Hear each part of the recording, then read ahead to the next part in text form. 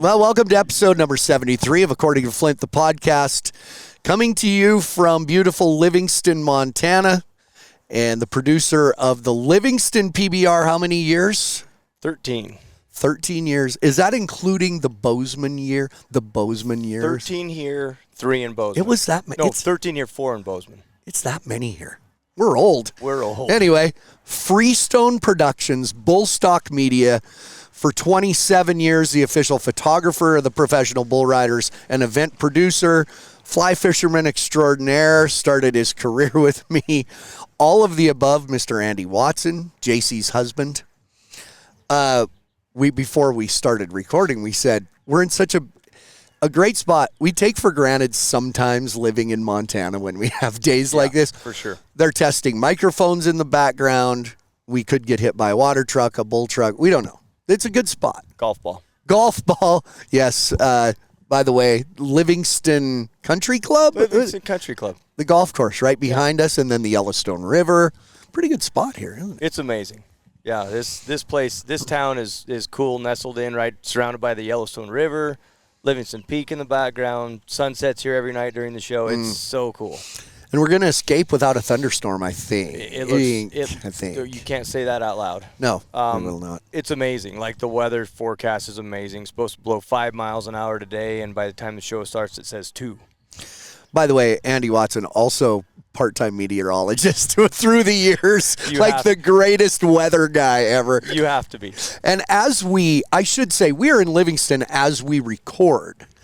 As this episode is released, drops, as they say. Drops. In the biz. It is the first day of Big Sky, Montana. I think the Big Sky PBR that starts, if you're watching this on day one, starts tonight through the weekend, 3 days. It's a little bit become famous, kind of legendary. There's employees of the PBR. I want to come to Big Sky. Yeah. Riders, you have more than enough riders. It's become this beast of an event.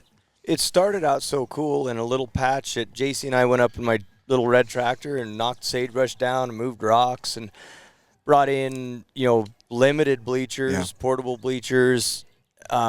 We sold it out. There wasn't enough seats. We could have sold anything out in that arena. But one night. Little seats we had one night. One night.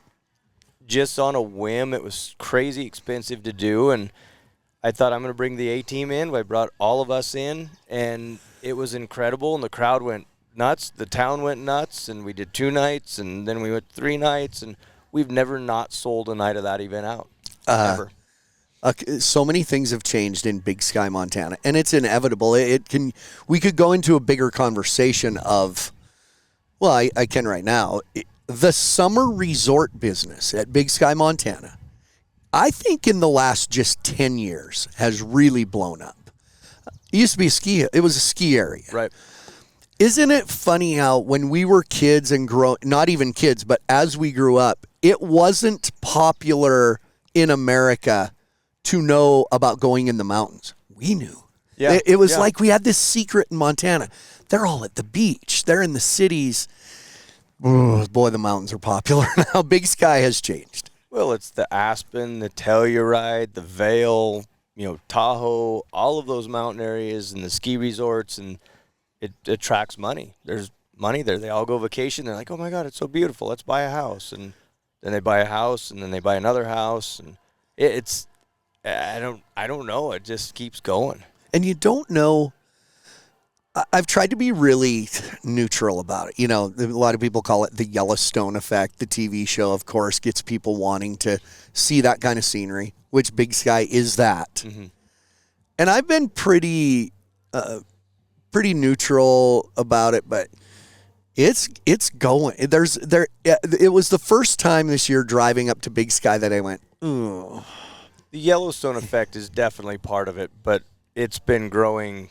I grew up in Jackson, Wyoming. When I moved to Jackson, Wyoming in 79, and I remember going to the grocery store in Bozeman, in Jackson, and my parents knew half the people there. Mm-hmm. By the time my dad retired and they moved, you didn't know anybody.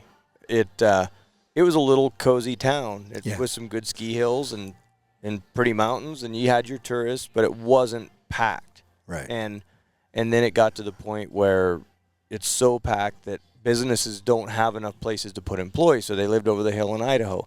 Same thing that's happening here. They live in Bozeman, live in Belgrade. They take buses up.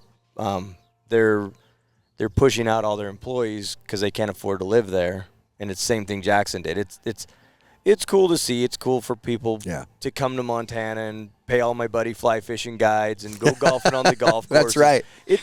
We've asked for it. The community's asked for it with the tourism industry, and it's happened. It's here. Yeah.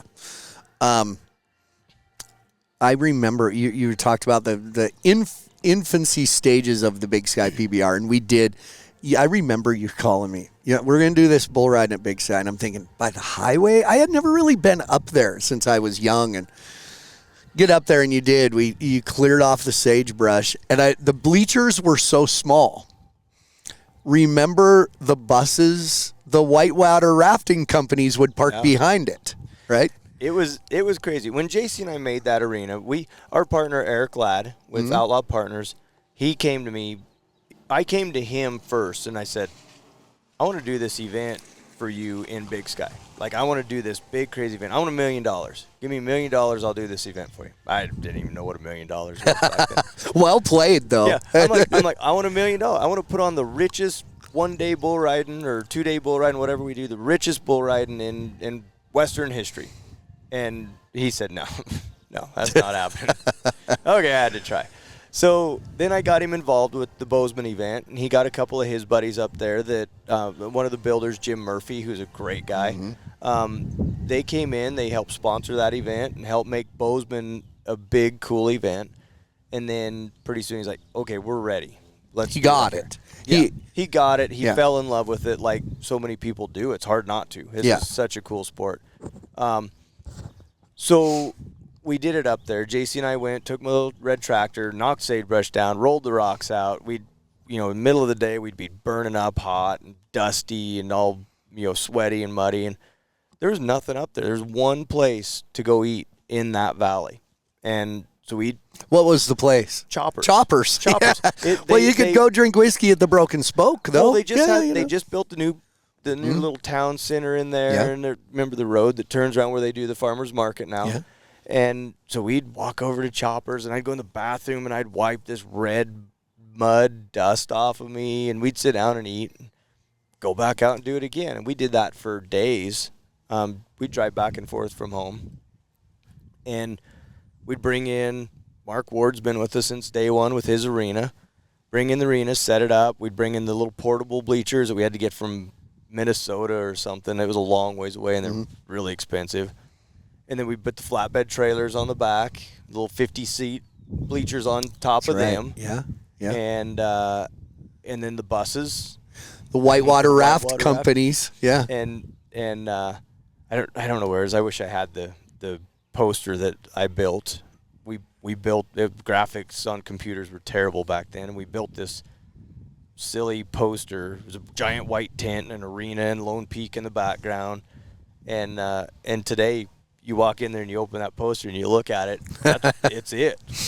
It's it. The whitewater rafting companies, when it built to a point they no longer could park there, I was worried we'd lose some atmosphere, which everything else has picked up. But they tie their rafts to the top of their buses, for people who don't know, and they whatever. So they'd just pull the buses in. They'd all climb up on top of the bus and sit in their rafts during the show. And it was weird. Something was always on fire Something up there was always smoke. I don't know what they were stoned out of. Well, I'll just say this. The demographic of people that were working for what I remember climbing up there. Remember? And River hippies. They are. I didn't know what to call it. Yeah. River hippie. So there was this amazing stench of beer, body odor, and pot. And patchouli.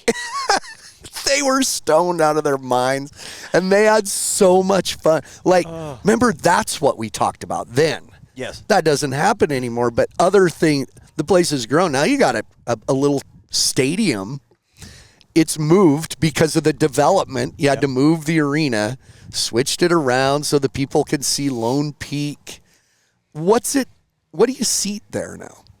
I think it was 2,800, and then this year they added that another high seat in the corner, which looks kind of cool. It's cool, yeah. And then they added another 2-tiered deck on the other corner. 3,000 so we're people. surrounded now, 3,000 easy. Easy.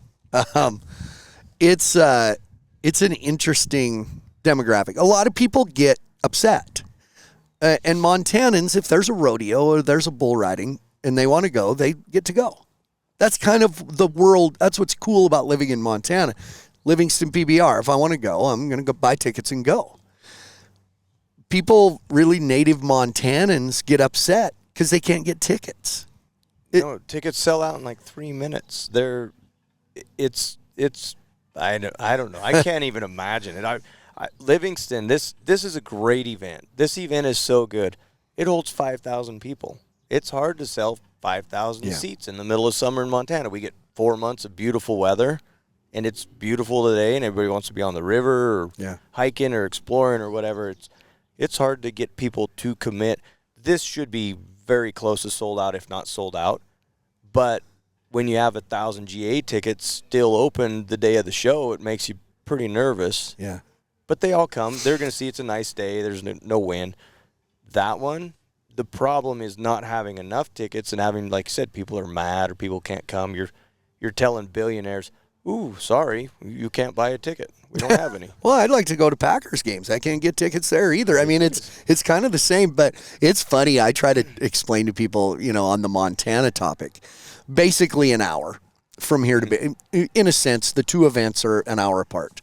You couldn't have... Or if you have the helicopter we used last night, it's about 15 minutes over the hill. Oh. Yeah. Did you get to ride that? Did you get dropped off here? No. I think I drove home last night. But it's fun. I've tried to explain to people there's different versions of Montana. Everywhere you go, it's a different version of Montana. These two events are a week apart and an hour apart. You couldn't dream up a more different demographic and cross-section of people at these two events. These people are the people who come to the rodeo here over the 4th. Like 2 weeks ago. Or go to Red Lodge to go to that one or wherever. They're people that come and they have Western shirts on and they have a nicely shaped hat and jeans and boots, whatever. They're from Gardner and Wilsall and Clyde Park and Big Timber. They just finished moving cows into a new pasture up there at Clyde Park, and they drive down here in their old pickup truck and their old Chevy pickup truck. They drive down here and get out and wipe the dust off. And go to the bull riding. Yeah, not up there. Did you? We haven't said yet, but we did a rodeo up there. Yeah, we little community exhibition. Community rodeo. Great little rodeo. We're bringing a ton of the MSU athletes and the coach and the past coach and put on a great little show for them. And you look around in the stand, there's more plaid and horrible hats. But they love it. They dress up. Do. They love it, whether it's a rodeo or the PBR or whatever. We hung out with Timberlake last night. Yeah, I was going to say, let's mention afterwards, our friend Clark, he's a good friend of ours, and he's everywhere. He's like the little dude he's a hype man. He's like, you're the best, champ. That's our friend Clark. He is. We introduced him, a buddy of ours, Dave, John a blank. Anyway, he introduced Clark to the PBR, brought him to Billings with the PBR. Chuck Davidson, sorry. Chuck, yeah. Chuck. Took him to the PBR in Billings, introduced him to me, and we went out to Applebee's after. Clark wouldn't shut up. He just asked question after question after question. He always says, yeah. His mind was just racing with what he had just seen, and he was just blown away, and it was like so refreshing. Like, man, this guy really loves what we do. Like, he thinks it's the coolest, and he's been around forever, and he's up there working, running his dad's ranch for him, and he's just a great guy. But he's done a lot of stuff, film stuff and photo stuff at the ranch. So he's met a lot of these guys. So he met Timberlake. Justin Timberlake. Yeah. So after the little rodeo, Andy and I go over to the VIP, the Yellowstone Club tent. Snuck in, yeah. And spent, 15 minutes with Justin Timberlake and his kid. Great guy. Took him back, showed him the bulls, showed him little mini horses and stuff. He's not going to he's not going to be in Livingston, probably. Unless they fly him in the helicopter. Helicopter. No, he had to go back to California. Oh, yeah. Anyway, so it's interesting. But on this topic of you producing these events, and they're sanctioned. The main tour, the Unleash the Beast tour of the professional bull riders, and I've tried to explain this on my different broadcasts. That tour is, unlike rodeo, PBR is not just the sanctioning body. The PRCA is just the sanctioning body in rodeo, but doesn't really produce anything. The main tour and the Velocity tour are produced by the PBR internally. Is it Touring Pro or Challenger? Challenger. The Challenger Series. Yeah, I can never keep it straight. The Challenger Series, they are locally produced like a rodeo, but sanctioned by the PBR. Thus, there are people like you that produce these. It's a rhetorical question to me because I have an answer to it too. How important are these to the survival and success and strength of the PBR events like this? Depends on who you ask. Some days I feel like they're not important at all. I mean, to be all completely honest, yes. Sometimes it feels like an event like Big Sky, everybody wants it. An event like Livingston, it doesn't matter. We can put 3 or 4 on top of it, and, spread out the bull riders and make it hard. And we've got JC and I have a lot of money on the line at this event, and we want to make it successful. I ride for the brand more than most people. I'm going to go back. Wait, all the risk at Livingston is your risk. 100%. Anyway, go ahead. Yeah. I ride for this brand as much as anybody can say they ride for this brand. I mean, same as you. Yeah. We started at the same time with this company. I want it to be successful. I hate losing money, but I will lose money to make this event good if I have to. And this year, with the riders being spread out, with teams riders going and doing teams things before the team season starts, we're low on riders. Yeah. We had to put up more money to try to get more riders. It didn't work, but we put up more money. Well, you got one, Thief River Falls, that's been on top of it for a long time. There's one other. I think there's Cody 3. Jesus in Arizona does an event. And, people say, I've expressed this opinion quite a bit. People say, shit, there just ain't as many bull riders as there used to. There are more bull riders than there used to be. They're just different. We have the Calgary Stampede's going on. The Sheridan YO Rodeo's going on.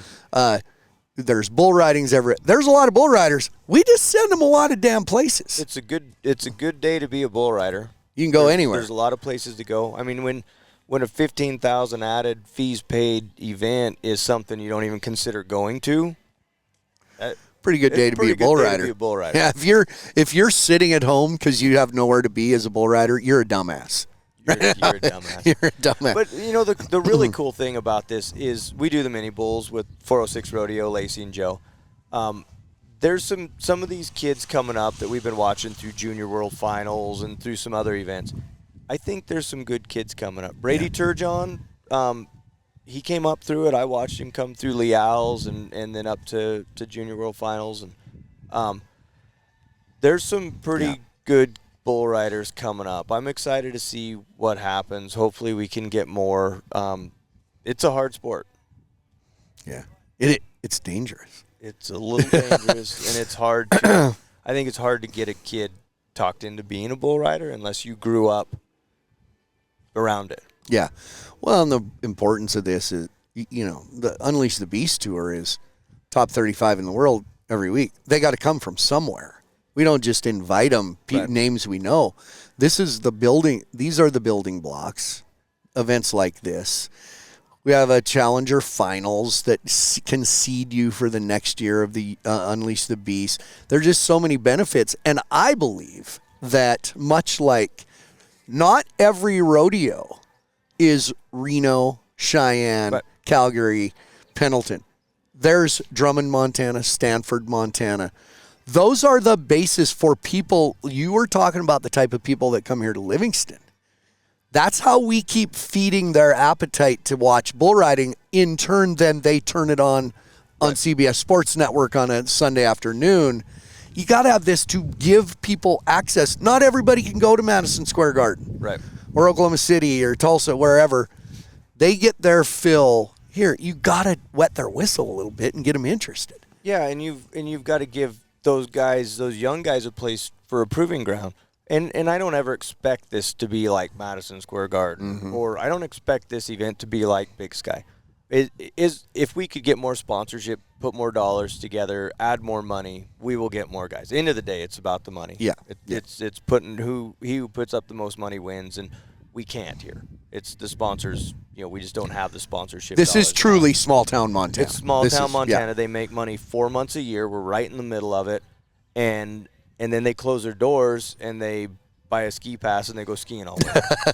And a lot of times this interstate right here is closed in the winter. Yeah, because the wind blows. Pretty good life, but they're making money here, so it's hard to get money from this. So a lot of corporate PBR sponsors, Yeti is one who's been with us for a long time. They've stuck with us, and we want to do that brand good. We want to make the event bigger, but we need more sponsors. But that being said, we'll make do with what we have. This is a small event, and it's always going to be. And we put on a hell of a show. And that's why I bring in you, Brad, Richard, Matt, the A-team. Brandon Bates was here forever. Bates did it forever. I mean, Logan's standing right there not doing anything. Logan's but right there. Kurt Blake. Kurt Blake. I don't know, not sure what he does now, but he's my head carpenter right now. We fished yesterday. Fished yesterday. Yeah. No, but I bring in all of you guys, the best bullfighters, every bit of it. Chad Berger, all his bulls. Make it as good as you can and represent this brand and give these kids a place to come up. Big Sky is Colton Jesse. Think of all the young kids that we'd never heard of that won that event. That one Big Sky didn't. Dalton Castle. Bo Hill. Remember Bo Hill run it. Dalton Castle. Nathan Shopper. Stetson Lawrence. Colton Jesse. Before we even knew him, they came in there, who's this kid? And they won a great bull riding, and look where they are now. Yeah. It's we discuss it. I know I do some smaller summer events with Scott Grover as far as announcers go. Bates used to come up here. Clint Atkins and I have talked a lot about it. Clint Atkins loves doing them. My weirdest friend, by the way. He knows that. Clint has talked about, we got to do these. He knows that you're friends or that he's weird? Both of those items, yeah. He and I have had long discussions about, a lot of people say, why do you do these in the summer when you could take we end World Finals in May. Oh, you get the summer off. Well, no. Ultimately, it is my choice. I'm finishing up. Livingston and Big Sky are my last two in the arena, which I had scheduled the entire time. I didn't come out of retirement. But thank you. All for you, Andy. But I appreciate it. We got to do these. It reminds us, it refreshes us. And that's the thing Clint has pointed out. It refreshes our love of what we fell in love with in the first place. Yeah. What got us addicted in the first place was working at rodeos like this. You do I do it for free? No, it's money. But that's why you need that. Remember when PBR started and we went from all these really cool outdoor events into buildings, and we're like, oh my god, this is so cool. Yeah. There's no mud, there's no wind. Like it's picking up today. We thought that was the coolest thing. It's air conditioned, it's heated, it's the coolest thing. We had these beautiful locker rooms. And then after a while, it's like, man, Big Sky's going to be awesome. Let's go outside and change on the back of the pickup. Unless it was Thackerville. Yeah. It was 400 degrees and the bugs were that big. And this beginning of this summer in Montana, it was muddy everywhere. The first couple I did. But yeah, it's this is, we got addicted to something about this business. Something sparked a passion in us to say, I'm going to give that a try. When it started out, it wasn't the money. No, exactly. There was something that made us go, all right, that was fun. You want me to go where? You bet. Yeah. Let's go. And that's kind of what this is. Get in your truck and trailer, and you go to the next one, and you set up camp, and you circle the wagons, and you do a great rodeo, and the crowd cheers, and you go back to the trailer, and you drink beer with your buddies and tell stories. It was the best. Yeah. This is kind of the same. Yeah, it is. Speaking of that, 1994, I was scared to death. I had already worked 2 small PRCA rodeos, Belt, Montana, and Augusta, Montana. 3 performances total. But the first place that came to me a year earlier and said, you join the PRCA, you go pro, we'll hire you for our rodeo. That was Red Lodge, Montana. So I show up in Red Lodge, Montana with Justin Hawks. He was the one bullfighter. Everybody, there's 3 bullfighters everywhere, and if one of them goes down, everybody panics. I'm like, hell, I worked Red Lodge with Justin Hawks, and there was a guy there he hurt his ankle and I had to fill in. But I show up there in 1994, and there's this little trailer there, and Justin Hawks walk over, and there's this guy with a camera. It was your first go at it as well, wasn't it? I had just got my PRCA card as well. I'd been to Cheyenne. I shot Cheyenne. That was it for pro rodeos. I'd shot some WRA, Wyoming Rodeo Association rodeos, lots of college and high school, and I just got my card. Back then, it was pretty tough to get it. You had to submit photos and proofs, and I got my card. I was like, I had my little 27-foot trailer and my pickup and your mean dog and Buck. My mean dog Buck, and we were hitting the ravine. Was Buck around then? Yeah. Was he? Oh yeah. Yeah. He was just a pup then. We hit the road, and that was the first one, and I went there, and still to this day, one of my favorite pictures I've ever taken was of Aaron Seamus at that Red Lodge Rodeo in '94. No kidding. This big bull, big brindle rodeo bull, big horns, piece of crap of Brookman's, went out there. Aaron Seamus was on him, came out, stumbled, jerked Aaron down, popped him in the face, and he sat up real square and sat up straight, and that bull blew in the air and kicked, and it's the like old school rodeo bleachers behind the covered ones behind the chutes. The covered ones behind. Yeah. Everybody had all these colors and stuff, and this bull blown in the air, and Aaron sitting up. I think he's like 63 points. But great picture. Aaron calls it the famous picture. Like the last time I got it from him, he's like, hey, I need to get another one of those famous pictures from you. But it was everywhere. That was '94. I got a shot of Clay O'Brien Cooper that was awesome. I got a shot of Clint Bronger because it's awesome. A great rodeo. I went from there to Wolf Point and sold Clint Bronger and Aaron Seamus photos, and it's like, those are the guys I see at the NFR. Like I'm here. I'm selling them pictures. Holy crap. 1994. What'd they pay for your picture? $15. $15. And I had just gone color. Like I just learned how to process color and do it in my camper. I turned the bathroom into the dark room, and I couldn't shower for like a week while I was printing pictures. And I had to go to fairgrounds that had showers. Same rodeo, famous one for you and me.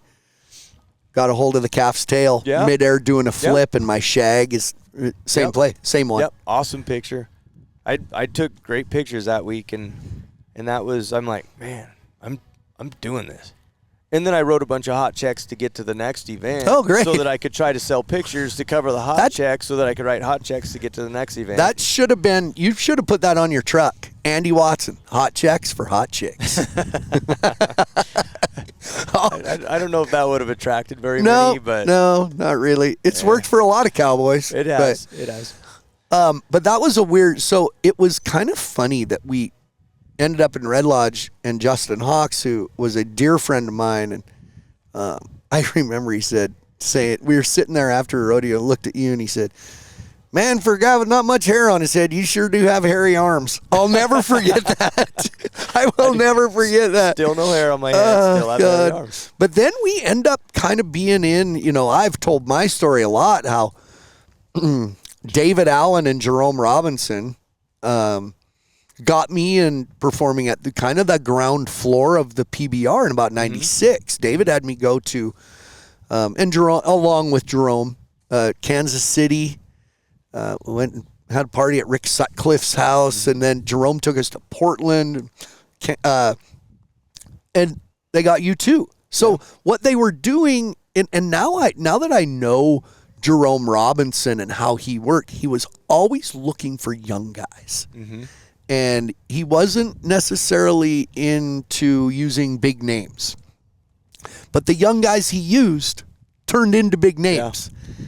But then we go 96, we hit the road and go to all these PBRs. It was just, it's so many coincidences with you and me on all that. Yeah, it's so funny. I mean, we knew each other and we rodeoed and we circled the wagons and hang out, but we didn't really call each other, and we didn't have cell phones back then. Right, exactly. Yeah. But yeah, we would just it's like that family that just sees each other every so often, but we did every week. You went on and did some bigger rodeos, I think, before I did. I kind of stayed around Montana. Yeah. Justin stayed around Montana, and then after I think Billings, I did Billings PBR, or it was just their Nile Invitational bull riding in '95, and it was a sanctioned event, so a bunch of PBR riders were there. That's kind of their first go at it up there. 96 was the first true PBR. Did you work that one? I didn't work the Billings PBR for a very long time because I wasn't just exclusive PBR. I did a spring run in California. So it was years before I even went to Billings. I'd go to all these other ones. So I'd worked that one, and I met Randy, and I said, "Hey, I'd like to take pictures for you guys." And Randy Bernard. Yeah. And he said, "Yeah, sure, go ahead." I'm like, "Okay, what do you pay?" He's like, "What? Nothing. If we use if we use your stuff, we'll pay you." So then that's I think 96, wasn't that the year that you and Justin and I drove to Portland, and then you flew I flew to Kansas City and you guys drove. I'm like, I'm not driving to Kansas City. You're big time. I mean, you've been doing big rodeos, so you could afford a plane. Well, I didn't have to sell any damn pictures to go. I actually got paid. You actually got paid. Yeah, no hot checks for hot chicks. Yeah.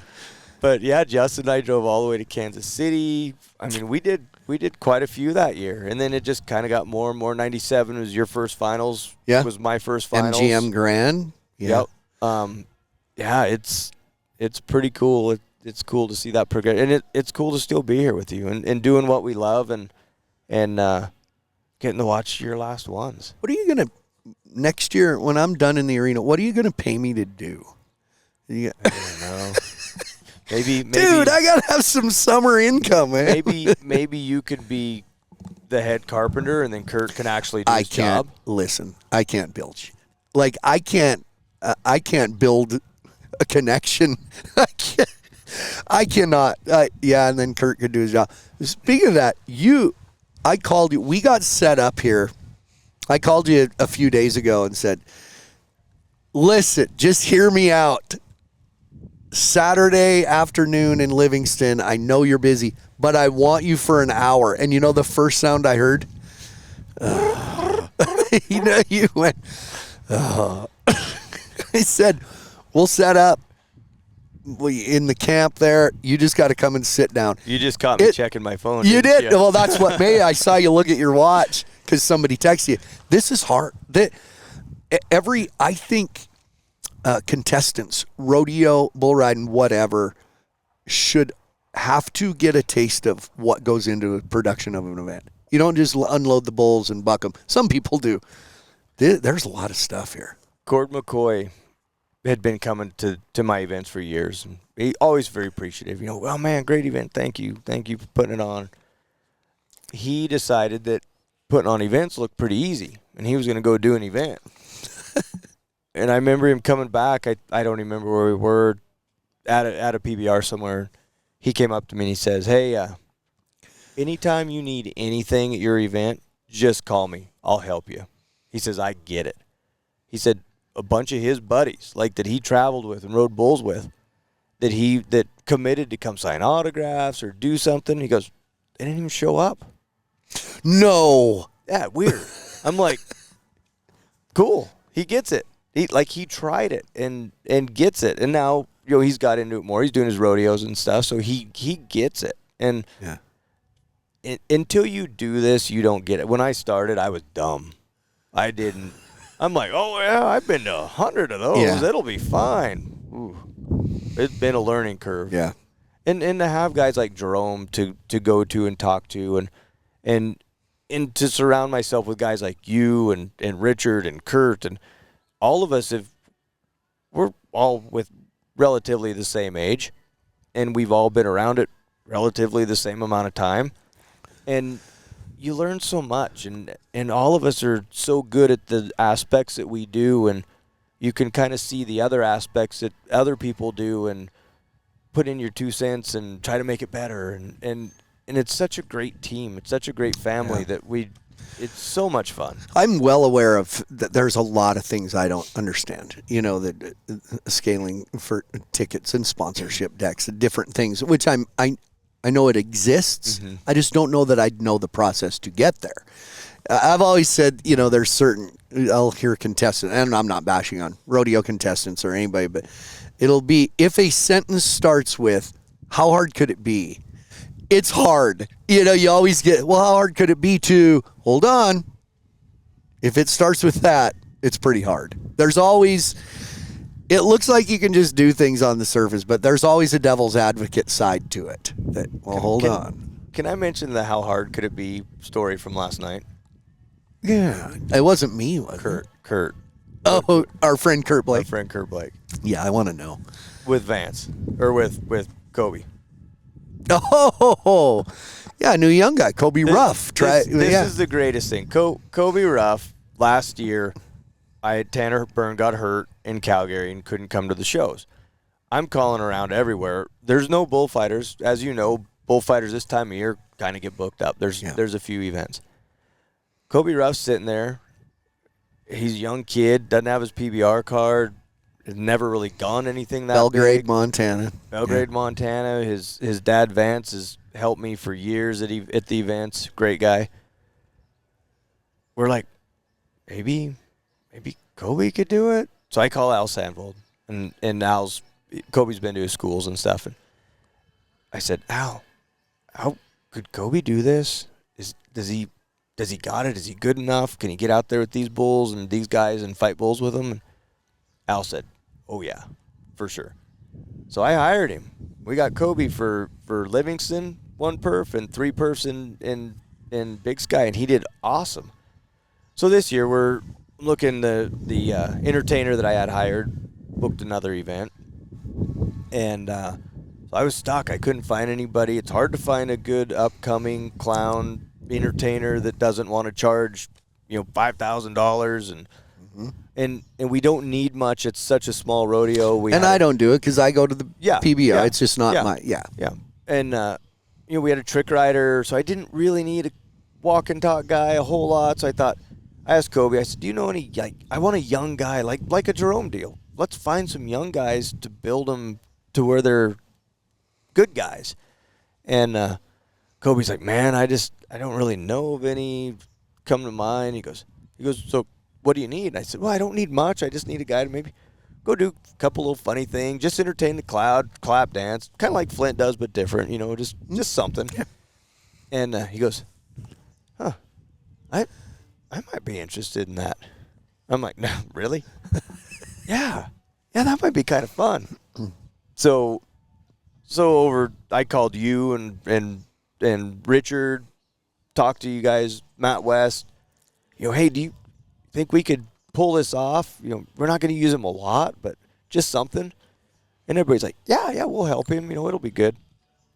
So I think the last talk that we had just a couple days before the rodeo, I asked you, hey, do you think you'll do it? And that was after. Can he use your microphone? Yeah. And by the way, can you use your microphone? Yeah. And I think your words were, well, maybe we'll be pleasantly surprised. We were.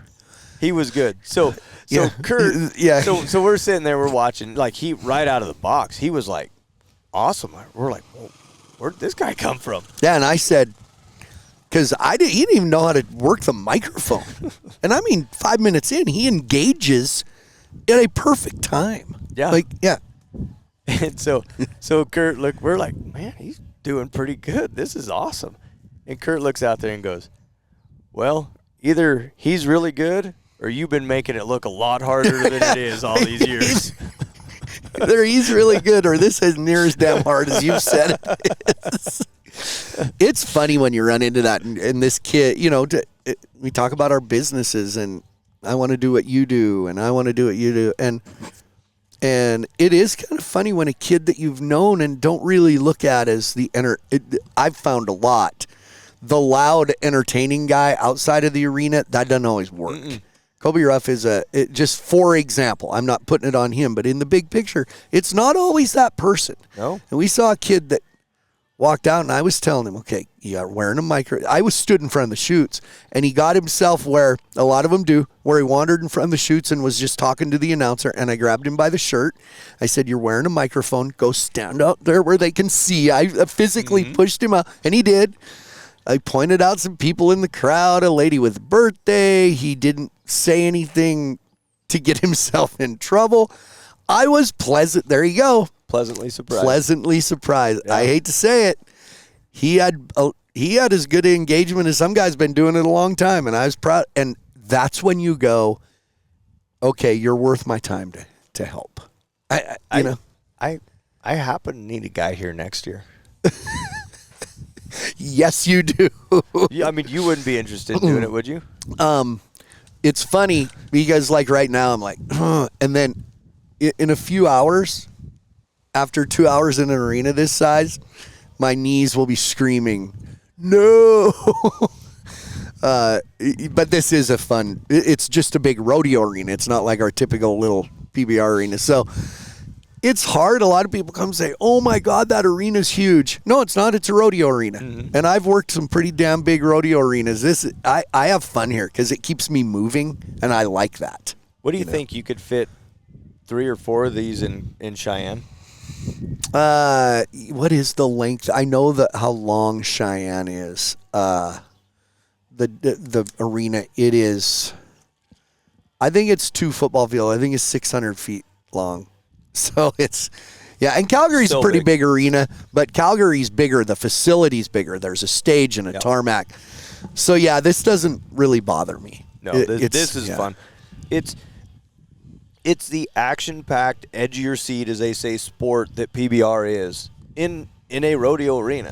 And it still is action-packed, edge of your seat sport. Yeah. What we talk about what got us hooked on this, but you're a photographer. You're taking pictures in the PBR and rodeo, but official photographer of the PBR. What keeps you? You know what got you hooked? What keeps you hooked?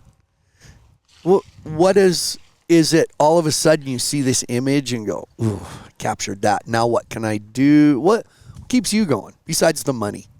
It's the money. Like I do someday want to retire, and not have to get on an airplane every week. And last year I did 242 days on the road, and that's not fun anymore. Yeah. But when you get there, and you're around the family, every week, sit down at the bar, have a drink, BS, hang out. It's fun. Tell wild woolly stories. Yeah. Listen to Richard Jones tell stories. I mean, it's just the same stories. The same story, differently every time. Exactly. But it's still good. It's still we're having fun. It's cool. That aspect of the family keeps me hooked. The aspect of watching these bulls, I like to watch guys cover bulls and get scores, which are fewer and further between than they used to be. But watching these bulls and what they do and being able to capture those images at that time, that keeps me hooked. And just being, I think what reinvigorated me a little bit, besides the month I got to spend at my cabin, was doing the PBR. That was my next book. You segued in. The 30th anniversary book of the PBR. There was you, Casey Albert, I know John Sohegan was in. John Sohegan helped us with some stuff. But, yeah, Casey. That's your book. Casey wrote it. All the pictures are mine. There's probably 6 or 8 that aren't mine. Some things I didn't go to. To go back in that sport, I've got some stuff from 94. I shot the NFR in 94. Brent Thurman in 94 at the NFR, it's one of the founder photos that's in there. Some of those. To go back, and it forced me, we did it in 11 weeks. I mean, that I could have done it in a year and 11 weeks would have been better, but we did it in 11 weeks. To go through, I figure, my rodeo and and PBR photography archive is over 2 million images. And I had to go back through all of those. I had proof books before I had actual proofs. I would copy my proofs, and I'd cut up my proofs and send them out. So I had copies of proofs. You had to flip through, and you had to find stuff. Fortunately, the system that I came up with back then was viable and worked, and I could go back and search stuff easily. The newer stuff's way easier because it's all metadata. You can just type in a name, pops up on the computer. But to come up with those stories and think of which stories are viable to tell the sport of the PBR, tell the history of the PBR, it was cool. It was fun to go see all the stuff I've done. I've done a lot of cool stuff. We've done a lot of cool stuff. That's one of my favorite sayings is, man, I've got to do some cool shit. Really cool shit. Yeah. We're lucky. Yeah, I know. Where was it? We flew somewhere together. Was it New Albany or somewhere? We got on an airplane, flew to New York, got off the plane, and we're like, we're in New York. We get to do this. This is wow. We did this cool. past winter. I drove to Bozeman because I couldn't get to Albany from Billings. I mean, it was all day, double stop. I'm looking. Bozeman's got a direct flight to Newark. Yeah. And then we got off the airplane we just left Bozeman, Montana, and we do this. I'm flying. We're in freaking Newark. We just left home like 4 hours ago. Yeah. It's weird. I know, it's weird. Yeah, that's just, we've done some really cool shit. Yeah. And usually, and I know you're going to miss this. For one, I think it's interesting, like if you're in the sports medicine room and they're stretching you and bull riders come and make fun of you, they do it to me too. I want to see those guys climb a fence 20 times a night with one hand because you got a big camera in the other hand. Your knees have gone, you've had bad knees. I've had both knees scoped. Both knees, some minor surgery on both knees. You and I have been through that together, just kind of, But when you're down there and you're waiting for a guy to go and you're looking at the chutes and I come over and I have my hands on my knees and I'm talking to you, there's some deep stuff going on. There's usually something I'm expressing displeasure about or talking about how a guy was only 84 points. We have some good conversations out there. We do. When it's the old, I'm like this. And baseball players do this for a reason because we don't want you to know what we're talking about. It's usually somebody's not stepping up and doing their job like we all feel we should. We all feel like you give it 110% every time. Some bitches might be giving it 80% because they drank too much the night before or whatever. or it's somebody got screwed on their score. We thought they should have been more or something. There's always something. Or maybe it's just like, do you see that hot chick in the stands? But I do express a lot of times. I'll be like, I can't believe we did that. Our production needs to be better. I do. I vent to you. But to me, that's what makes you special in this sport is we might be putting on a great show, but it could be better. And I have to be careful with myself too because last night the helicopter showed up 4 minutes early and I was pissed. We didn't get the start of the show. We didn't explain the generations of rodeo, which was the whole setup premise of that event. And I was mad. But then we put on a great show. It turned out great. So I've got to let that go. And I think that's the deal. As long as at this level, as long as you realize it, you can't dwell on it, but you have to make it better every time. Yeah. And that's what I appreciate about you so much is when you come out here to my events that I'm paying you my money for, you give it 110% every time for every year you've done this. You know what's funny to me is I was thinking of this the other day. I think I work harder at these because I want people to know that come to Livingston or I did Great Falls and Kalispell. I want those people to know that I'm not half-assing it just because I'm not at New York City. I think I work harder at these, and I take pride in that because I think they deserve it. Well, and I've hired guys. I've had guys come that, oh, this is just fun time. It's just Andy's bull ride. Whatever. Let's drink beer before it. Yeah, let's drink beer. Let's get drunk and party. Woo, this is fun. This is real to me. This is me and JC have $100,000 on the line at this event that we could lose if we screw it up. And it might not be this event that we lose it. It might be the next one because we screwed up this event. Nobody comes next year. So it is to me, I appreciate the professionalism in the team that we've assembled to do this event. And some come, some go. But, I mean, we have a team of the most professional guys in our industry that I can think of. And JC and I are extremely fortunate to have you guys. And that's what makes this special. Well, now that you've explained the risk and the money that you guys have on the line, I'd like to tell you that being this is the last time I'm going to be here, this one it's on is once again, I'm not doing it for free. Anyway, you thought I was going somewhere. Man.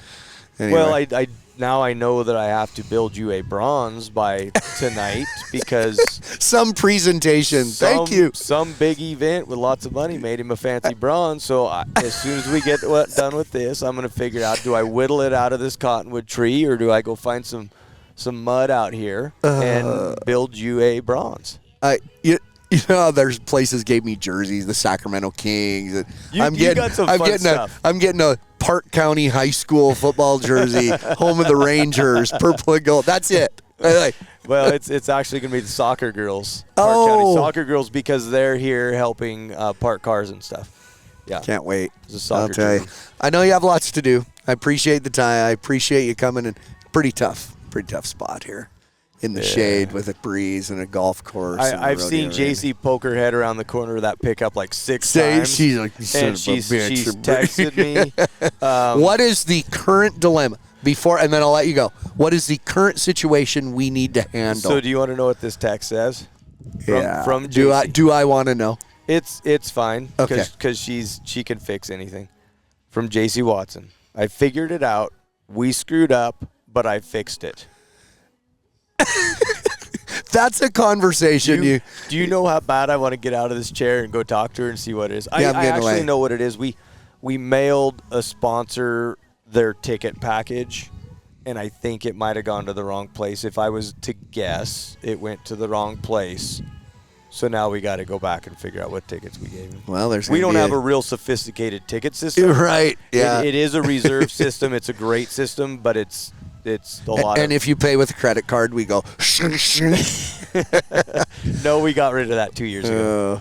Thank you, buddy. Yeah, man. Thanks for doing this. Appreciate the time, Andy Watson. We'll have a good couple weeks here. It's going to be so much fun. I'm looking so forward to it, and I'm afraid that if I have to talk on the mic about you retiring, I might cry. No, don't do it. Thanks, buddy. I don't know. Appreciate it. Thanks, man.